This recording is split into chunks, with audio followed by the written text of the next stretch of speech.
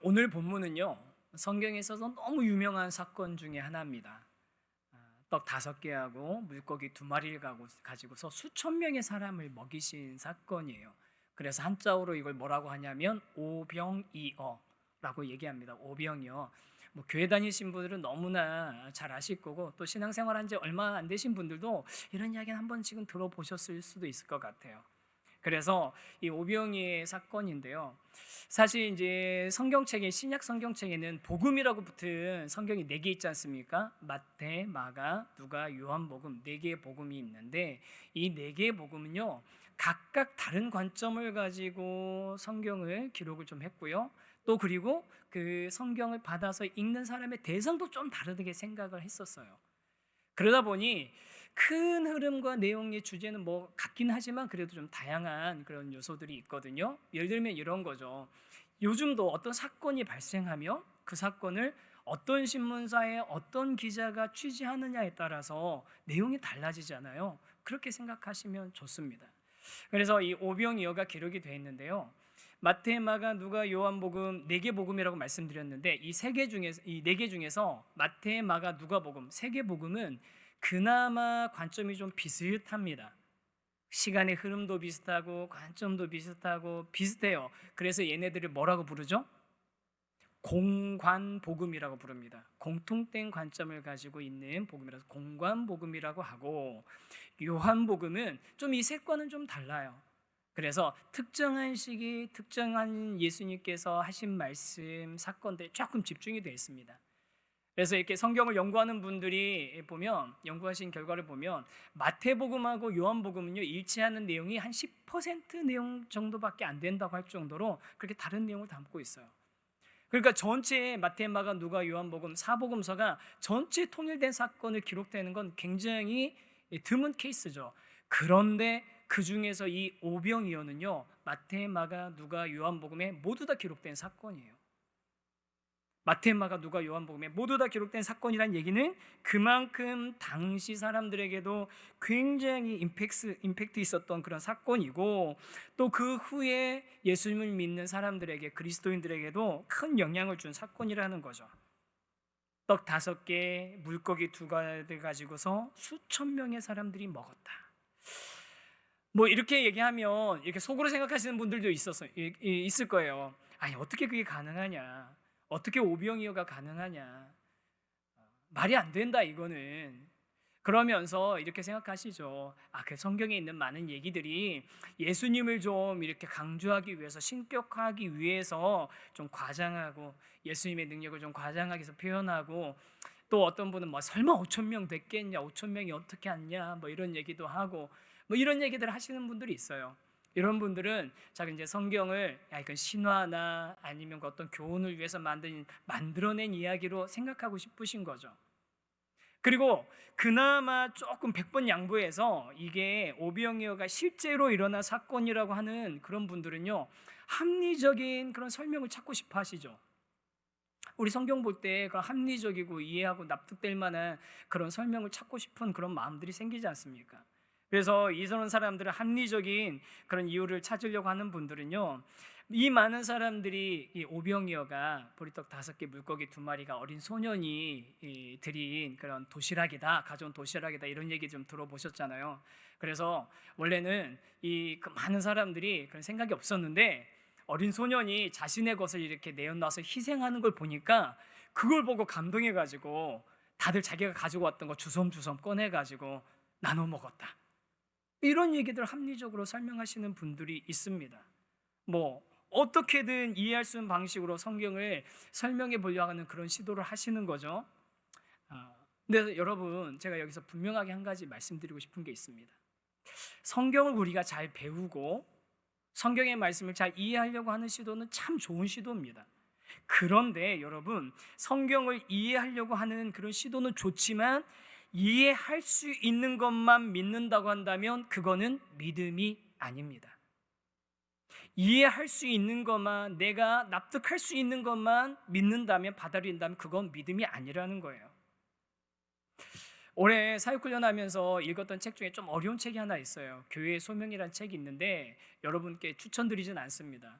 어려워요. 번역이 특히 어려워서 정말 읽으면서 저희 훈련생들이 고생을 했는데, 근데 거기에 어려운 내용이지만 중요한 내용이 하나 들어있었어요. 그 얘기에 무슨 얘기가 들어있냐면, 그 책에 서구의 사회에서 시작된 합리주의, 또 이성적이고 합리적인 것들이 진리라고 받아들이는 그런 생각이 서구 사회에서부터 시작돼서 이제는 전 세계의 사람들에게 가장 보편적인 생각으로 자리 잡고 있다는 거죠. 합리적이고 이성적이고 논리적이고 설명이 가능한 것들, 그런 과학적인 것들, 이런 것들만이 진실의 영역이라고 이야기한다는 겁니다. 그러면서 우리 믿음에 관한 이야기, 이런 것들은 설명이 안 되는 이야기는 어느 영역으로 치부하냐면 그냥 개인의 신앙의 문제, 종교의 문제로 그냥 사적인 영역으로 밀어내버렸다는 거예요. 여러분, 그러면서 그 책에서 지적하는 게 뭐냐면, 우리도 모르는 사이에 이성적이고 합리적인 것만이 진실이다, 사실이다라는 그런 생각의 큰 틀에 우리가 사로잡혀 있다라는 건데, 그런데 이런 생각마저도 사실은 이 시대에 우리가 가지고 있는 하나의 신앙, 신념이라는 겁니다. 요즘 수요 예배 때 사도신경 하잖아요. 사도신경이라는 게 신조, 우리의 믿음의 고백을 얘기하는 건데, 이런 생각마저도 합리적이고 이성적인 것이 진실이라고 생각하는 것마저도 우리 현재 이 시대의 사람들의 신조, 신념, 신앙의 고백이라는 겁니다. 사랑하는 성도 여러분, 이 세상에 설명 가능하고 이해 가능하고 논리적으로 설득할 수 있는 그런 많은 것들, 합리적으로 설명할 수 있는 것들 많이 있습니다. 그런데 여러분, 이 세상에 그런 것들만 존재합니까? 그렇지 않잖아요. 이 세상엔 이해되고 설명되어야 될 일도 많이 있지만 이해할 수 없고 설명할 수 없는 일들도 너무나 많습니다. 그리고 이해할 수 있고 설명할 수 있는 범위 안에서만 일할 수 있는 그런 분이라면 우리가 믿는 하나님은 하나님이실 리가 없는 거죠. 제가 여러 번 말씀드렸던 일입니다. 우리가 이해하고 설명 가능한 일들만 할 수 있는 분이라면 그 존재가 우리가 하나님이라고 부를 수 있는 분일까요? 절대 그렇지 않은 거죠. 귀한 성도 여러분, 저는 오늘 우리 성도님들이 믿음의 눈으로 성경을 바라보고 묵상하면서 그 안에서 하나님을 찾고 하나님의 뜻을 발견하고 또 하나님 안에서 설명 안 되고 이해 안 되는 일들이 이해되는 역사가 여러분 삶 가운데 일어나기를 간절히 소망합니다. 여러분, 그런 삶이 되기를 소망하셨으면 좋겠어요. 이해가 되고 증거를 얻으면 하나님을 믿겠다라고 그런 마음을 가지고 계신 분들 아직 있으시죠? 여러분, 환영합니다. 언제나 그렇듯이 그런 마음으로 오신 분들 정말 환영합니다. 그런데 제가 그런 분들에게 꼭 드리고 싶은 말씀이 있습니다. 이해되고 설명 가능한 것들을 믿겠다고 하고 계신다면 여러분, 그렇게 해서 설명되는 것들은요, 믿음이 될 수가 없어요. 그렇게 설명되는 범위 안에서는 하나님을 찾을 수가 없어요. 왜냐하면 하나님 그 위에 계시니까요. 그래서 반대로 여러분, 믿기 때문에 이해되는, 믿기 때문에 하나님의 말씀이 이해되고 믿기 때문에 하나님께서 하신 일들이 이해가 되는 그런 진정한 믿음의 길을 걸어가는 하나님의 사람들 되시기를 축복합니다. 이해하는 되는 것만 믿는 삶, 그 아니면 믿음으로 내 삶 가운데 일하시는 하나님을 이해할 수 있는 삶, 둘 중에 어떤 게 더 풍성한 삶이겠습니까? 여러분, 한번 생각해 보세요. 이해할 수 있는 것들만 믿는 삶과 믿음으로 이해할 수 없는 하나님의 그 풍성한 일, 내 삶 가운데 일하시는 하나님을 경험하는 삶, 어떤 게 더 풍성한 삶이겠습니까? 저는 이 자리에 계신 저와 여러분이 우리 믿음으로 내 삶 가운데 일하시는 하나님을 경험하는 그런 풍성한 삶을 경험하는 그리스도인 되시기를 간절히 바랍니다. 그런 마음으로 오늘 이 오병이어 사건도 보셨으면 좋겠어요. 합리적으로, 이성적으로, 논리적으로가 아니라 믿음의 눈으로 이 사건을 좀 보셨으면 좋겠는데요. 그러면서 이 안에 담겨있는 하나님의 뜻을 좀 발견하길 원하는데, 상황은 이렇습니다. 우리 읽은 내용 그대로입니다. 예수님이 지난 시간에 말씀드린 것처럼 제자들을 파송하시고 그들이 가서 이제 사역을 하고 돌아옵니다. 그래서 자신들이 있었던 일들을 예수님께 다 보고를 했겠죠. 그러자 예수님께서 따로라고 표현이 나와 있어요. 따로 이 사람들, 제자들과 함께 벳세다라는 마을에 들어가길 원하세요. 예수님이 성경에 따로라고 표현하면 따로 이렇게 제자들하고 얘기하시고 따로 제자들과 만나시는 일들이 있거든요. 그건 다 이제 다분히 의도적이신 겁니다. 예수님께서 어떤 목적을 가지고 제자들만 하고 따로 시간을 보내시는 거거든요. 그런데 이렇게 따로 이렇게 제자들과 시간을 보내기 원했는데 문제는 사람들이 예수님을 그냥 내버려 두지 않는 거예요. 예수님이 가시니까 이제 많은 무리들이 예수님을 따라오게 되는 겁니다. 아니 제가 예수님이나 제자들 입장에서 좀 내버려 두지, 그만 좀 따라오지, 오늘 말고 다음 날 내일 오시라고, 아니 그냥 모레 오시라고, 일주일 뒤에 오시라고 그렇게 말했을 것 같아요, 저 같으면. 그런데 예수님께서 따로 제자들하고 시간 보내고 싶어 하셨는데 사람들이 나오니까 예수님이 어떻게 반응하시냐면요, 11절 다시 한번 읽어봤으면 좋겠거든요. 같이 11절 읽겠습니다. 시작. 무리가 알고 따라왔거늘 예수께서 그들을 영접하사 하나님 나라의 일을 이야기하시며 병 고칠 자들은 고치시더라. 무리가 알고 따라오니까 그때 예수님의 반응은 뭐냐면 그들을 영접하셨습니다. 여기서 우리가 하나 먼저 발견해야 될 게 뭐냐면요, 첫 번째 우리 주제입니다. 같이 한번 읽어보겠습니다. 시작. 예수님의 관심은 늘 사람이었다. 예수님의 관심은 늘 사람이었습니다. 예수님은 늘 사람에게 관심이 있으셨어요. 사실 사람을 계속 많이 만나는 거 쉬운 일 아닙니다. 힘든 일입니다. 특히 사람을 많이 대해야 되는 그런 직업 가지고 계신 분들 잘 공감하실 거예요. 왜냐하면 사람을 대하다 보면 상대방에게 맞추기 위해서 내 감정이나 언어나 표현 같은 것들을 막 조절해야 되잖아요. 그리고 또 그 사람을 대하려다 보면 그 상대방의 감정이나 언어가 막 드러나는 것들을 내가 감내해야 되는 부분도 있는 겁니다. 그러니까 사람을 많이 만나는 일들은요, 굉장히 많은 에너지가 소비되는 겁니다. 그런데 예수님은요, 늘 사람에게 관심이 있으셨어요. 예수님께서 무슨 기적을 행하시는 일들, 어떤 거 행하는 것들을 보면 예수님께서 어떤 상황이고 어떤 병에 걸리고 어떤 필요가 있고 그런 것들에 관심이 있는 것처럼 보일 수도 있는데 그렇지 않습니다. 실제로는 예수님은 그 사람들에게 관심이 있으셨던 겁니다. 그렇기 때문에 예수님은 지금 예수님이 원하시는 상황이 아니었는데도 사람들이 예수님께 막 나와왔는데 이것을 불편해하지 않으시는 거예요. 오히려 그들을 영접해 주시는 겁니다. 영접해 주셨다라는 단어를 그 원어에서 찾아보니까 환영했다라는 뜻이에요. 예수님의 그 집단에 들어오는 것을 기꺼이 허락하셨다는 그런 뜻이라고 합니다. 영접하고 환영해 주셨다. 이런 예수님의 모습을 어떤 책에서 이렇게 설명하는데 한번 들어보세요. 예수님의 사랑을 가장 잘 담아낸 단어 가운데 하나는 근접, 프록시미티이다. 근접, 가까이 있다는 거죠. 즉 가까이 다가가 친밀하고 밀접한 관계를 맺는 것이다. 그리스도가 이 땅에 오신 성육신 사건은 예수님의 사랑법이 근접을 필요로 한다는 사실을 분명히 보여준다. 누군가와 거리를 유지하면서 그를 사랑하는 것은 불가능에 가깝다. 여러분, 누군가와 거리를 유지하면서 그를 사랑하는 것은 불가능에 가깝다.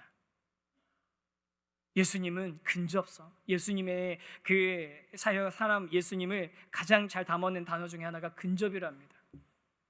근데 사실은요, 저는요, 이 근접에 굉장히 취약한 사람이에요. 제가 이렇게 지금은 좀 안 그래 보이시죠? 아직도 까칠해 보이시나요?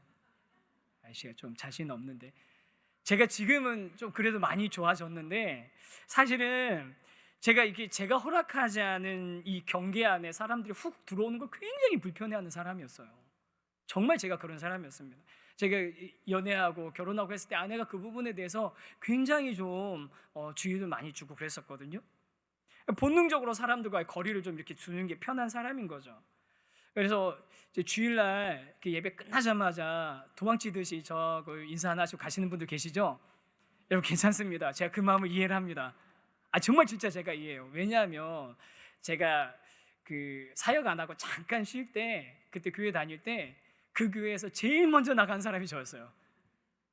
목사님 축도하면 땡 하면 아멘 하면 저는 이제 나가는 거예요. 그분은 목사님하고 악수하기 싫어가지고, 악수하면서 목사님이 한두 마디 얘기 건네는 거 그거 내가 얘기하기 싫어가지고 땡 하고 가는 제 사람이 저였기 때문에 그냥 가시는 분들 제가 이해는 합니다.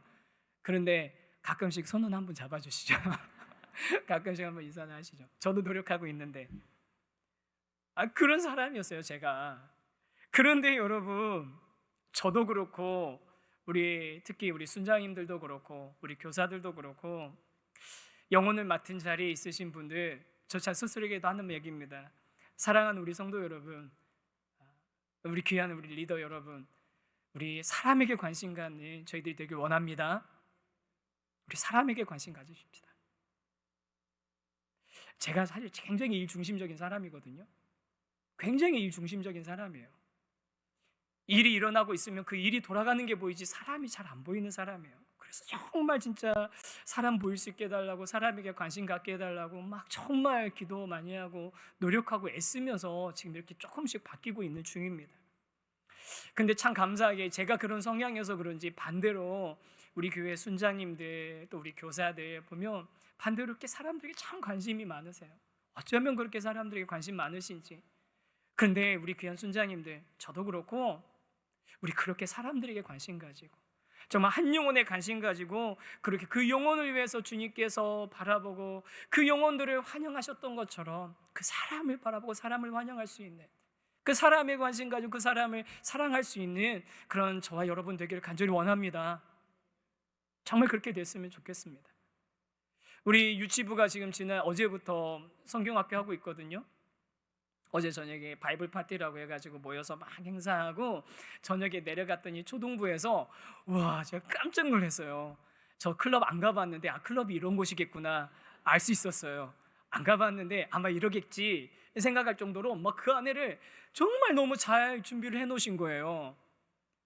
아이들 막 이렇게 즐겁게 놀고 또 찬양하고 기도하고 하는 그런 시간 끝나고 집에 왔더니 아내가 괜찮았냐고, 또 비 많이 왔는데 잘들 갔냐고. 잘 갔어, 좋았어. 그러면서 제가 아내한테 뭐라면 너무 잘 준비했어, 너무 잘 준비했어. 근데 여러분 그분들이 그렇게 너무 잘 준비한 데는 뭐 때문에 너무 잘 준비했을까요? 그분들이 그거 그렇게 잘 준비하고 한다고 해서 누가 칭찬해 줍니까? 누가 인정해 줍니까? 아니요, 다 자기 부서 아이들하고 모여가지고 그 부모님들하고 모여서 하는 그 일인데 마음을 담아서 하시는 거예요.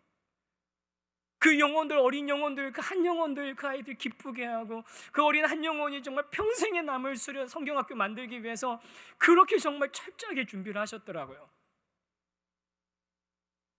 여러분 우리가 정말 그런 교회 앞으로도 계속 이뤄 나가야 됩니다. 일에 관심 가지고 일에 우리가 일 중심적으로 일하는 것이 아니라 사람을 바라보고 영혼을 바라보고 한 사람을 소중하게 여기고, 그래야지 진짜 교회다운 교회 아니겠습니까? 아무리 연약한 사람이라도 우리 교회 와서 예배드리는 거 자연스러워야 되지 않겠습니까? 아무리 연약한 사람이라도 우리 공동체 안에 들어와 있을 때 안전하게 느끼고 편안하게 느껴야 되지 않겠습니까? 그게 교회다운 거 아니겠습니까?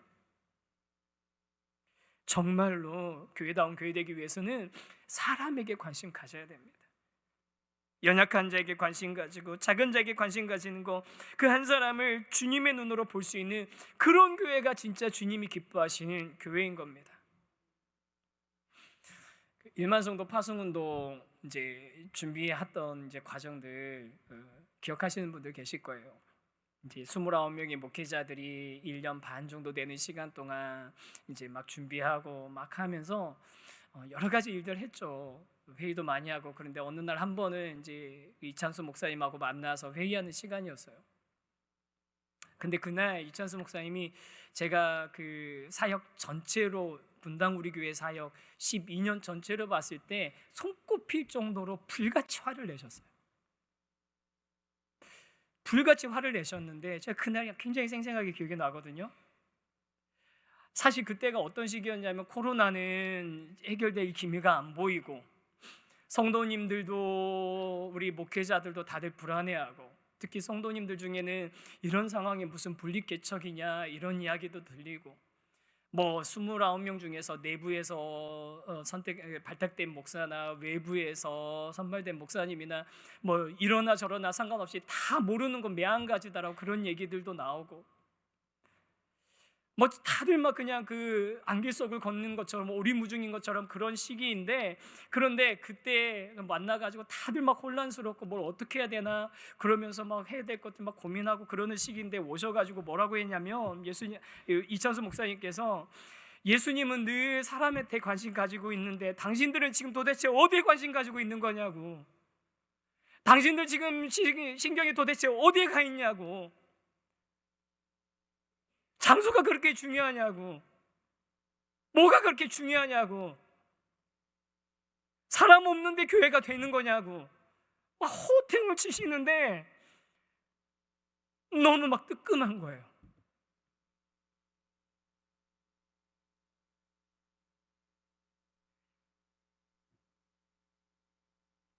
당신들 도대체 뭐에 관심 가지고 있냐고, 정신 어디다 팔려놓고 있냐고, 사람은 보이냐고 니네가 지금, 그 얘기를 하시는데,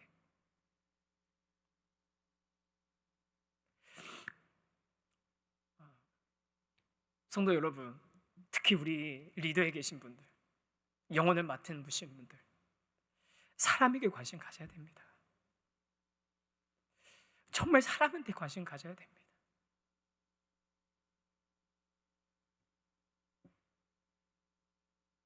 어려운 일이에요. 저한테도 큰 도전이고 숙제예요. 왜냐하면 우리는 사람에게 관심 가져야 된다는 건 알지만, 그런데 우리의 시선이 먼저 가는 곳이 늘 있어요. 핑계거리가 늘 있는 거예요. 우리 시선 가는 곳이 어디냐면 상황과 환경이거든요. 우리는 사람이 아니라 상황에, 환경에 항상 먼저 관심이 가. 저 같은 사람은 특히 그래요. 너무나 많습니다. 그런데 그런 모습이 딱 제자들의 모습입니다. 12절 한 번만 더 읽어보시겠어요? 12절 같이 읽겠습니다. 시작. 날이 저물어 가매 12 사도가 나와 여짜오되 무리를 보내어 두루 마을과 촌으로 가서 유하며 먹을 것을 얻게 하소서. 우리가 있는 여기는 빈 들리니이다. 날이 저물어 가매 12 사도가 예수님께 가서 얘기합니다. 이 사람들 다 보내서 마을과 촌으로 가서 먹을 것 얻게 하소서. 왜냐하면 여기는 빈들입니다.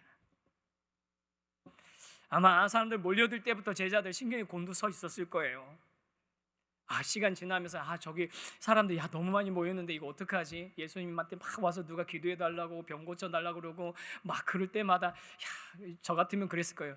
이렇게 사람 숫자 세봐가지고 저기까지 딱 끊고서 여기까지 마감하고 나머지 돌려보내야 돼. 아마 저 같으면 그랬을 거예요. 성도님 죄송하다고, 내일 오시라고 돌려보냈을 것 같아요. 막 머릿속이 막 복잡하고 계산하는 거죠. 그리고 이쯤은 끝내 주셔야지. 그렇잖아요. 설교도 예배도 막 길어지면 이제 막 여러분 긴장되잖아요. 이쯤 끝내 주셔야지 돌아가고 막 하잖아요. 이쯤 끝내 주셔야 될 텐데 막 이런 생각하고 있는데, 사람들 다 제자들 그랬죠. 또 제자 중에 어떤 제자는 다른 복음서 보면 이 사람들 먹이려면 빵 하나가 얼마고 몇 개 사야 되고 그러면 얼마 필요하고 머릿속으로 계산 엄청 돌아가는 제자들도 있었습니다. 상황과 환경이 먼저 파악이 되는 거죠. 그런데 이런 상황과 환경이 파악되고 있는 그런 가운데 상황과 환경을 바라보면요, 제자들은요, 이거는 지금 예수님 빨리 이 모임 마치고 사람들 돌려보내야 되는 상황인 거예요. 상황과 환경. 우리가 믿음이 아니라 상황과 환경을 바라보게 됐을 때 우리는 정말 하나님이 하시는 일들을 보지 못하게 되는 거거든요. 오늘 이전 교회 얘기 한 번만 더 말씀드릴게요. 그 이전 교회에서 이제 한 3년, 한 4년 그 주기로 임직식을 합니다. 임직식을 하면 뭐 장로님, 안수 집사님, 권사님들이 이렇게 이제 피택이 되셔가지고 이제 임직식 하는 것까지 과정들이 있는데, 그 과정 중에서 뭐 여러 가지 일들이 있어요. 그 일들 여러 이제 사역자들이 맡아서 진행하는데, 제가 어떤 사역은 이제 한 번 임직식이 제가 맡았던 그 중에서 그 임직 되시는 분들을 대상으로 초청해서 이렇게 축하해드리는 그런 시간을 제가 임직 축하연을 제가 맡게 됐습니다. 그래서 이제 그걸 준비를 해보니까 하면서 이제 회의를 하는데 사람이 이제 너무 많아진 거예요. 임직 받으시는 분들이 너무 많아지다 보니까 같이 모여서 이전에는 식사도 하고 또 식사 끝나고 나서 이렇게 격려하는 시간도 갖고 뭐 공연 같은 것도 하고 그리고 마지막에는 다 이제 본당에서 차례대로 이렇게 들어오셔가지고 담임 목사님하고 사진도 찍고 이게 이제 그 임직 피로연의 제일 중요한 시간인데 왜냐하면 예배 때는 다 못 해드리니까 그런 시간을 갖는 게 이제 중요한 그 순서인데 모여가지고 생일 해보니까 인원이 너무 많아진 거예요. 너무 많아져서 계산을 해보니까 야, 식사 안 돼. 이 상황에서 이 인원은 식사 안 돼. 식사 포기. 그리고 나서 뭐 이런 거 얘기 사진 안 돼. 이 인원 데리고서 어떻게 이걸 하루 종일 찍어도 안 돼. 하루 종일 찍어도 안 돼. 사진 포기야. 다 포기. 선물 안 돼. 그냥 예배 임직식하는 예배 때 개인 책상 의자 밑에다 놔두지 아니면 집에다 보내주는 걸로 하자. 다 포기하자는 거예요. 상황이 되니까 상황 다 포기 그냥 다 그렇게 하자라고 하다가 결론이 너무 쉽게 났어요.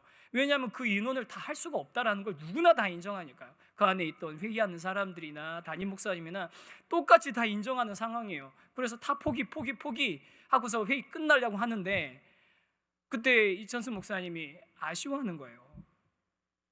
야, 진짜 이렇게밖에 할 수 없는 거냐? 정말 이렇게밖에 안 되는 거냐? 이거밖에 안 되겠지. 이렇게밖에 안 되겠지.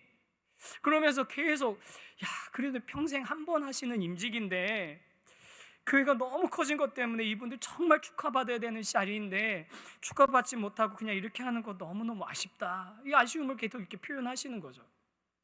그래가지고 그날 집에 들어가는 제가 이제 그 임직 피로연 담당자였으니까 다 안 하기로 결정해놓고 집에 갔는데 잠이 안 오는 거예요. 정말 이렇게밖에 안 되나? 정말 이 한 사람들한테 너무 소중한 날인데 이렇게밖에 안 되나? 이렇게 할 수밖에 없는 거지. 이렇게 자꾸 이렇게 얘기하셨던 게 생각이 나서 막 고민하면서 전체 명단 이렇게 놓고서 이렇게 잘라보고 저렇게 잘라보고 여기다 집어넣어보고 저기다 집어넣어보고 했는데 안 돼요.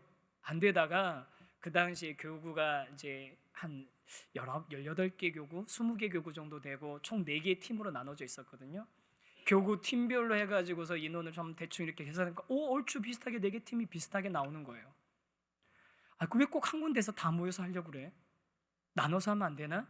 그러면서 드림센터, 분당우리교회 드림센터 보니까 각 층별로 큰 공간들이 있으니까 그럼 여기서 하면 안 될까?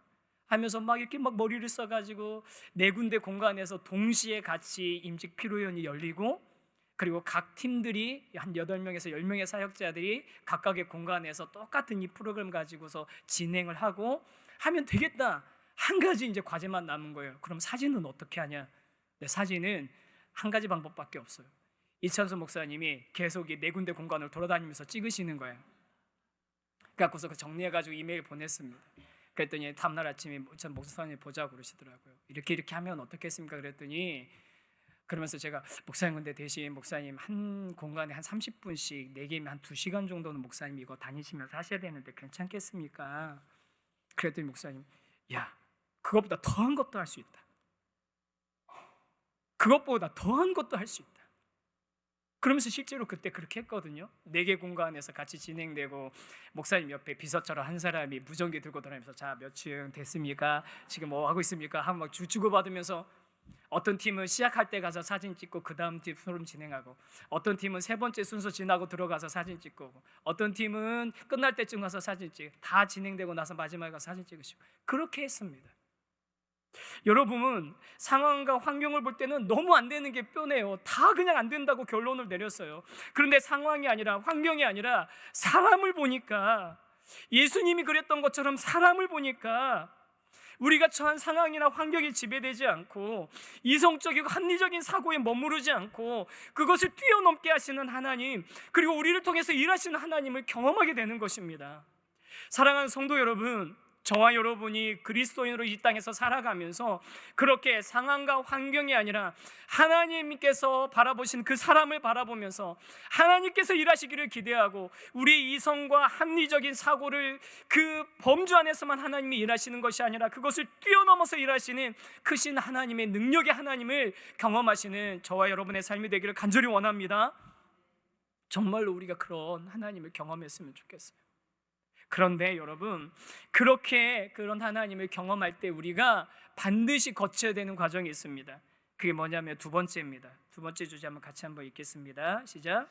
내 능력으로는 불가능한 것을 인정해야 합니다. 내 능력으로는 불가능하다는 것을 하나님 앞에서 우리가 인정해야만 되는 거예요.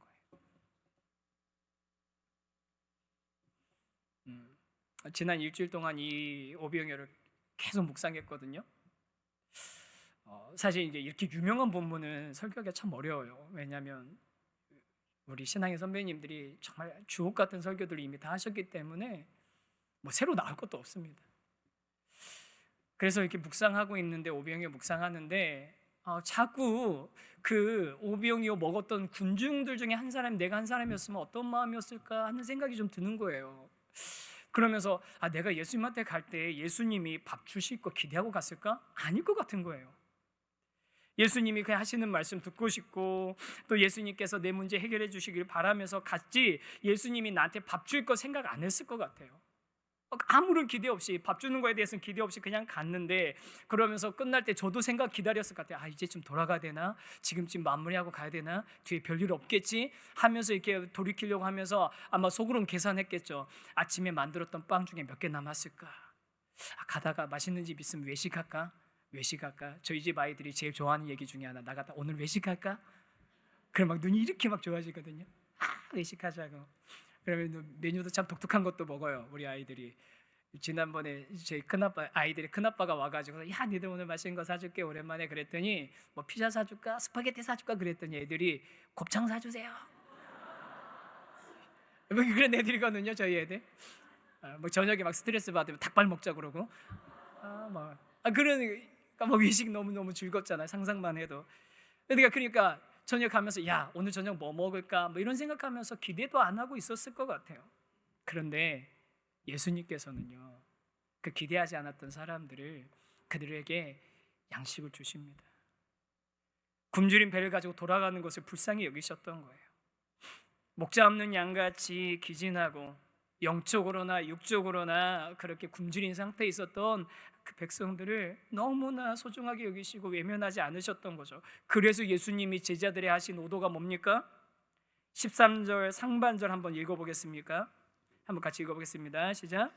예수께서 이르시되 너희가 먹을 것을 주라 하시니. 예수님이 뭐라고 하셨어요?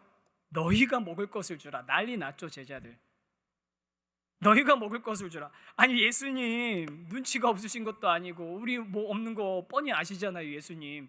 아니, 누구보다 예수님 잘 아실 거 아니에요. 그러면 예수님께서 만약에 정말로 이 사람들을 먹일 작정이셨으면 어떻게 하셔야 돼요? 제자들한테, 야, 걱정하지 마. 내가 먹일 터니까 니네 걱정하지 말고 사람들 둘러앉히기나 해. 이렇게 말씀하셨어야죠. 그런데 예수님은 뭐라고 하십니까? 너희가 먹을 것을 줘라. 너희가 먹을 것을 줘라. 그 제자들한테 지금 있는 게 뭡니까? 아무것도 없죠. 그 13절 하반절 나머지 부분도 한번 같이 읽어보겠습니다. 시작. 여짜오되 우리에게 떡 5개와 물고기 2마리밖에 없으니 이 모든 사람을 위하여 먹을 것을 사지 아니하고서는 할 수 없사옵나이다. 우리에게는 떡 5개와 물고기 2마리밖에 없습니다. 뭐 누가 그러시더라고요. 빵 5개하고 물고기 2마리면 많은 거 아니냐고. 근데 여러분, 이게 이제 어린 아이가 뭐 도시락이다 이런 얘기들이 이제 대부분 이제 정설인데, 저는 아마 이렇게 그냥 상상해봤어요. 제 상상이에요.